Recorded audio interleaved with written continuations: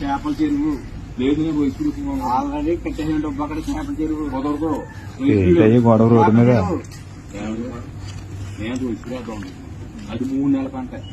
నాలుగుడేమో అగుని చెప్తాను చేప చెరువు అన్నాడు. అది 4 నెలలు. ఏది కరెక్ట్ చెప్పండి. ఇంతకు ఎగరేద్దామని రూటిగో నీళ్లు ఉన్నాయి. రూట్ అయితే ఇంకా బోట్ ఏం పడుతుంది. 3 నెలల పంట అన్నాడు.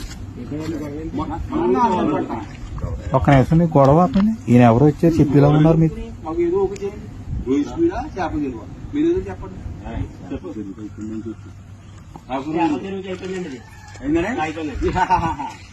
గెలుపు ఎలా చేస్తావు నువ్వు చూస్తాను. ఏమీ చూడలేదు. ప్రభుత్వం గమనించవలసింది ఏంటంటే రానున్న రోజులు ఇది చేపల చెరువు రొయ్యలకి ఉపయోగించేలా ఉన్నారు ప్రజలు. జరిగేది కూడా అది. తక్షణమే ప్రభుత్వం స్పందించి ఈ రోడ్డు వేస్తే ఈ సమస్య తీరుతుంది.